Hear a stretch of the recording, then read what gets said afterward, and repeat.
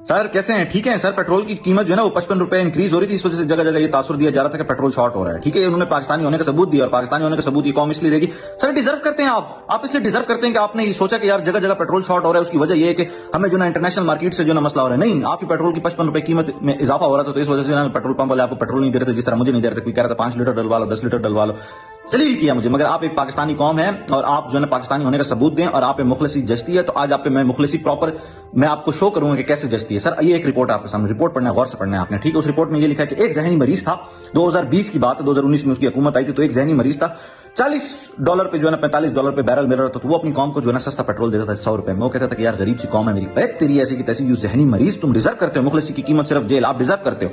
ठीक है, तो फिर उसके बाद 2021 में भी जो है ना बैरल की इंटरनेशनल मार्केट में इतनी कीमतें बढ़ी क्योंकि आपके ऊपर एक बहुत बड़ा पेंडेमिक आया। ठीक है, उसमें क्या हो, फिर भी अपनी कौम को सस्ता पेट्रोल दे रहा था, बेगैरत जहनी मरीज कहीं का।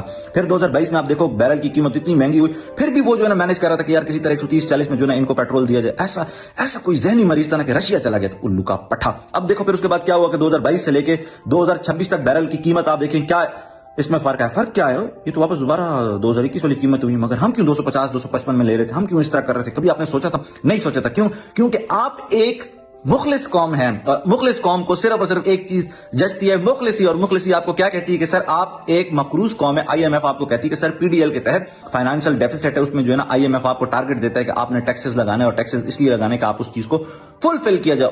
फिर उसके बाद एक जहनी मरीज की हुकूमत आती है। जहनी मरीज के पास इतना पेंडेमिक गुजारते, इतने मुश्किलात गुजारते हैं, वो उस मुश्किलात में भी सिर्फ और सिर्फ अपने टेन्योर के 3 से 4 साल में जो है ना 13 ट्रिलियन कर्जा लेता है। 13 ट्रिलियन में से 7.79 सिर्फ और सिर्फ पेंडेमिक कोविड की वजह से यूटिलाइज होता है। इसका मतलब यह है कि अगर कोविड ना आता तो वो सिर्फ और सिर्फ 6 ट्रिलियन कर्जा लेता। बड़ा ही कोई जहनी मरीज था। मगर उसके बाद फिर एक हुकूमत आती है 2022 से आपके सामने जो कर्जा है वो ये लेती है कि टोटल 79.32 तक, यानी 40 ट्रिलियन जो है ना वो कर्जा लेती है।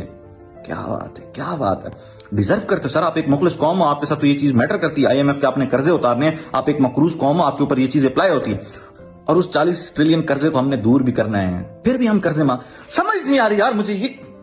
You are a Pakistani, you deserve to stand with Pakistan, और आपने मुखलिसी दिखानी है। मैं आप सबसे बार बार आप सबसे कहूंगा सर, आप लोगों ने पैदल जाना है। सर आप लोगों ने जो ना पेट्रोल का जो मर्जी आपके साथ जो ना महंगाई हो जाए, जो मर्जी हो जाए, आप एक मुखलिस कौम है, आप एक अच्छे पाकिस्तानी हैं, आपने अच्छी तरह जो है ना इस चीज को जो है ना वेल टैकल करना है। जहनी मरीज और ऐसे लोगों की बातों में नहीं आना, भाड़ में जाएंगे लोग। समझ आ रही है मेरी बात?